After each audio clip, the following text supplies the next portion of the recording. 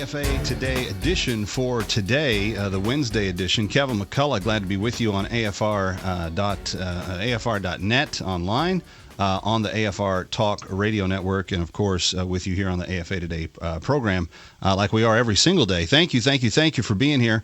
We've got lots to get to today. In the last little while, I've been plowing through news stories today. If you've been on Facebook, you've seen this. I tell you this almost every single day. And by the way, we're going to take your calls, 888-589-8840, 888-589-8840. We always enjoy hearing your thoughts on the matters of the day. Kevin McCullough is my name. I tell you this almost every day. I've told you this thousands of times over the last few years. It is patently clear that when you tax businesses don't pay taxes.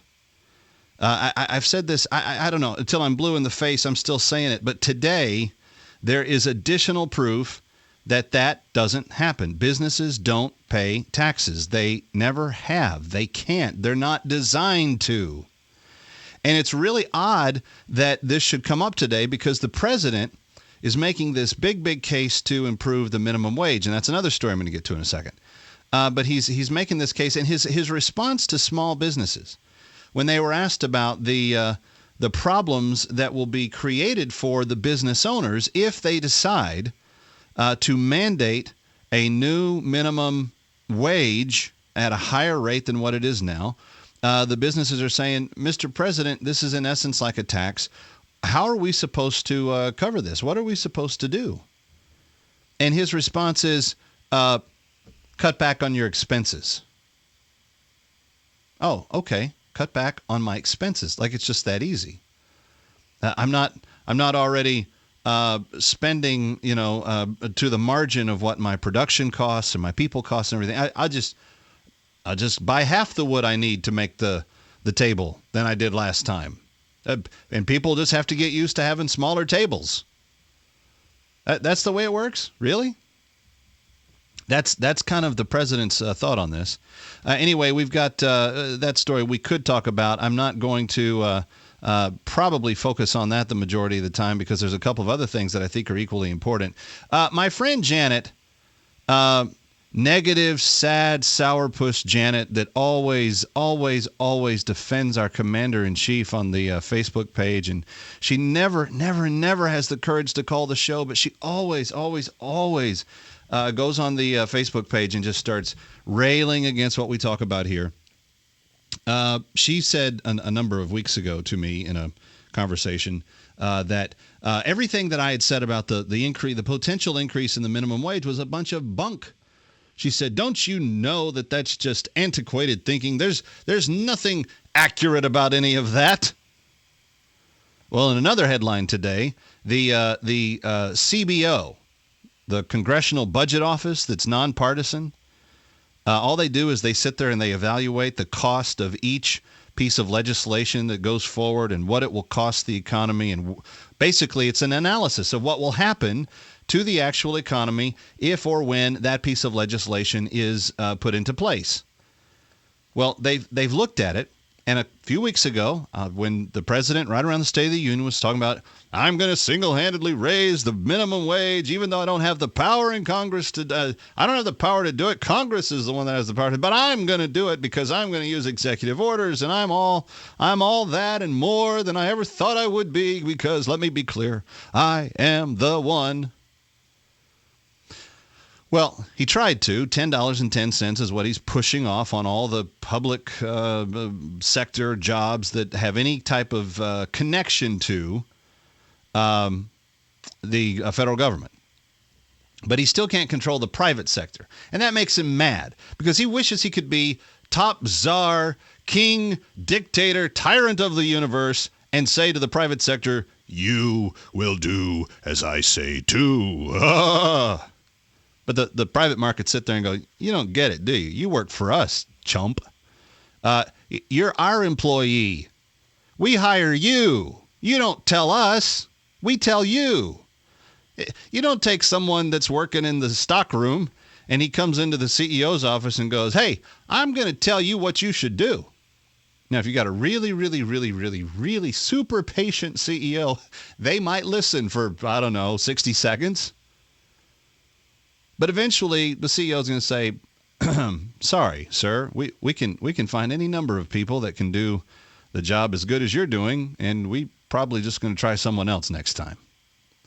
And that's what the American people do to the president, the chief executive. He's our top servant. He waits on us.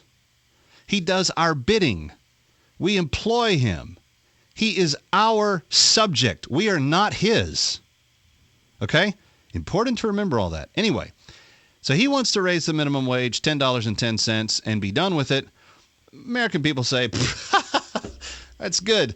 And then I said on the air the next day, you know what's going to happen if you do that? You're going to hurt the poorest of the poor. You're going to cause employers to systematically create greater unemployment because they're not going to be able to keep affording to pay the same number of people. Why? Because you've just reached into their pocket and taken money away from them that's not being reproduced into the economy or into the production process of what they have to do.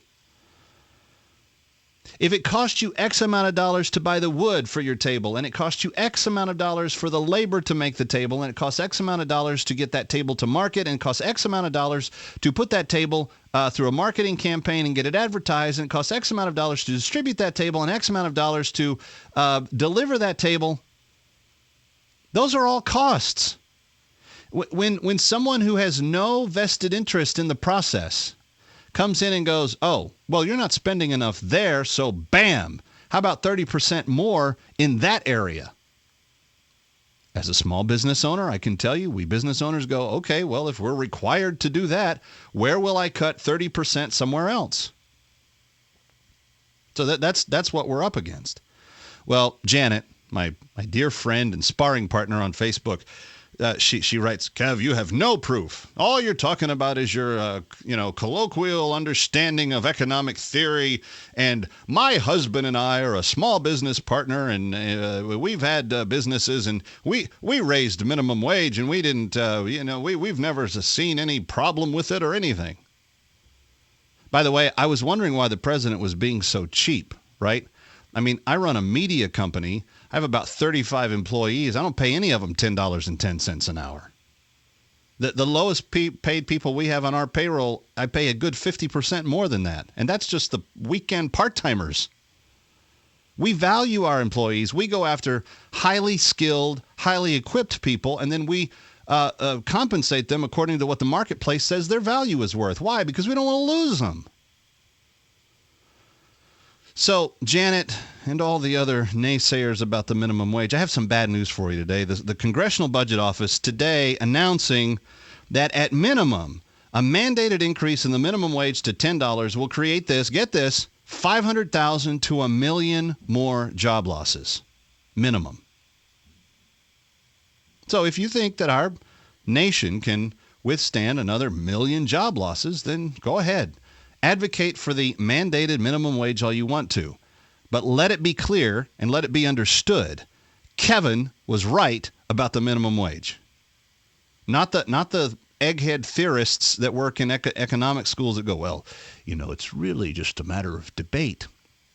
You could say that business owners might not have to lay off people.